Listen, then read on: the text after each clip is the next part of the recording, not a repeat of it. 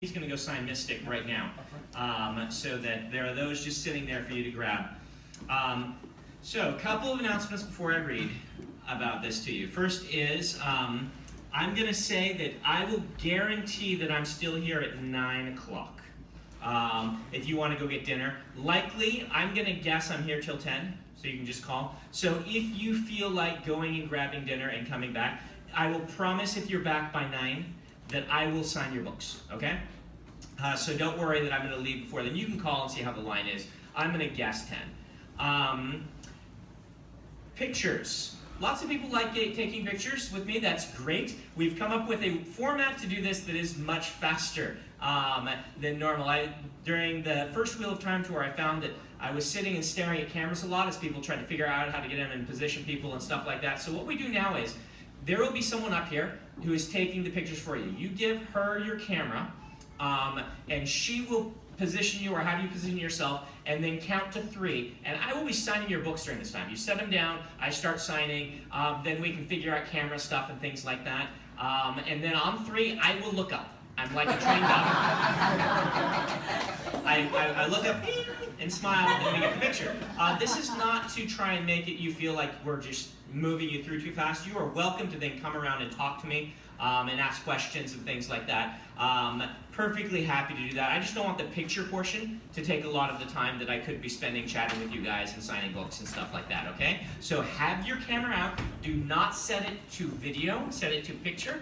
Almost every signing, someone will have it on video, and so we'll all sit there staring at it. There's like so many 3-second clips of me you can find on the internet staring at it. So make sure it's on picture. Those are the announcements, unless you have any other announcements. And so I will read to you. So in the Stormlight books, one of the things I do with the Stormlight books is I try to make sure each book in the series has a bit of its own soul. Individual from the series. This is because I have read a lot of epic fantasy, and one of the problems I had as a fan is sometimes the books would blur together a little bit, and I wouldn't be able to remember what is what book and which is which book, which isn't a big deal, but it was something I wanted to try and experiment with. And so for each Stormlight book, we do a flashback sequence in the book to what brought one of the characters to the start of the first book. So in book 1 we did Kaladin, in book 2 we did Shallan, in book 3 I'm doing Dalinar. And so through the course of the book you will flash back to Dalinar's childhood, and we will catch you up to how he became the person he was at the beginning of the first book. I'm not actually going to read you from Dalinar. I read to you from Dalinar last time I was here, and so I wanted to do something different for this tour. And I did something sneaky in this book. I actually slipped in some Kaladin flashbacks. This is because I knew that I had more that could fit in the flashbacks I did for the first book, and I'm like, well, I'm going to need to squeeze these in somewhere. So there's some stealth flashbacks that are just in the middle of Kaladin's other chapters, and I'm going to read to you from one of those. Like I said, this is kind of short, it's about 7 minutes, and what it is just a glimpse at something a lot of the fans have asked me about, because there's a name that has been dropped numerous times in Kaladin's viewpoint that people are like, who is this person? Something happened in the past. And so now you get to find out about Tara, someone Kaladin knew.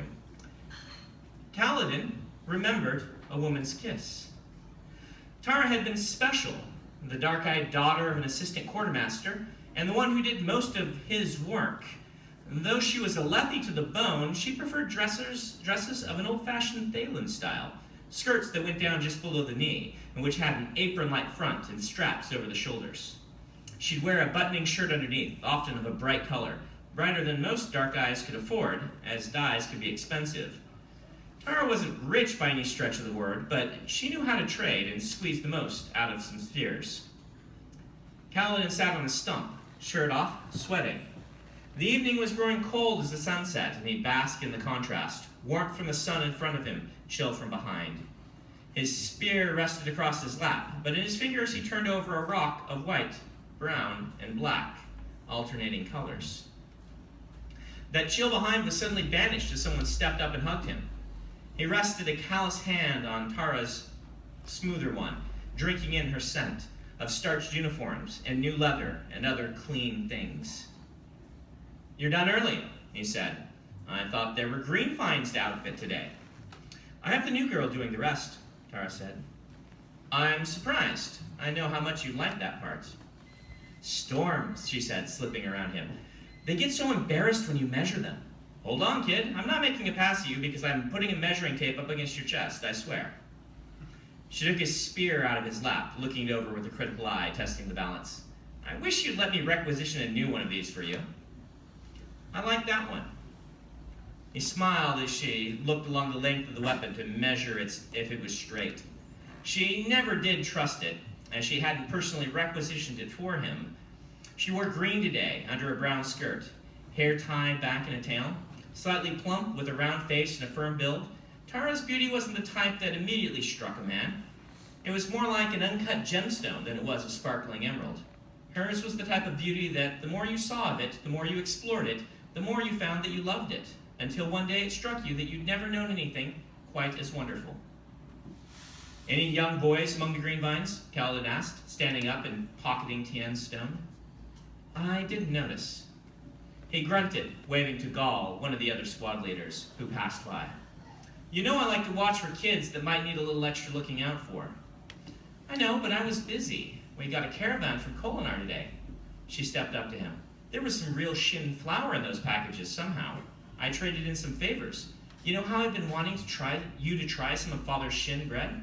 I thought we'd maybe fix it tonight. Your father hates me. He's coming around. Besides, he loves anyone who compliments his bread. Kaladin waved toward Gall. I have evening practice. You just got done practicing. I just got done warming up. He looked to her, then grimaced. I organized this evening practice, Tara. I can't just skip it. Besides, I thought you were going to be busy all evening. Maybe tomorrow, lunch. He leaned over, kissed her on the cheek, and took back his spear. Then he turned to jog toward Gall. I'm leaving, Cal, she said from behind. He stumbled over his own feet, pulling to a stop and spinning about. What? I'm transferring. They offered me an actual scribe's job in Warnsvault, up with the High Prince's house. It's a dark-eyed job, of course, but it's good opportunity. But leaving? I wanted to tell you over dinner, not out here in the cold. But it's something I have to do. Father is getting older. He's worried that he'll end up getting shipped off to the Shattered Plains. If I can get work, he can come join me. Kaladin put a hand to his head. She couldn't just go, could she? Tara stepped closer. She stood up on the tips of her toes and kissed him lightly on the lips. Could you not go? She shook her head. Maybe I could get a transfer, he said, to the High Prince's guard. Would you do that? No, he wouldn't.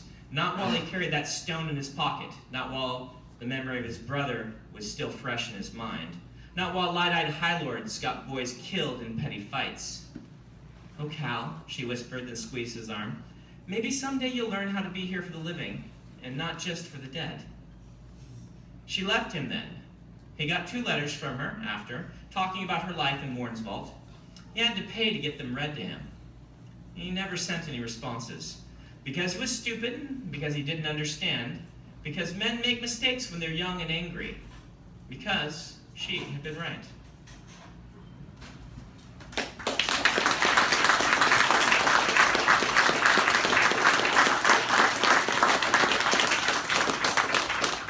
So, to forestall the inevitable, November next year. After that, I'm writing Apocalypse Guard, which is the follow-up to the Reckoners, the Steelheart series. After that, likely Rhythmatist 2, okay? And then probably Wax and Wayne and the next Stormlight. So that's, I'll post on my website more about this, but that's kind of my order of writing right now.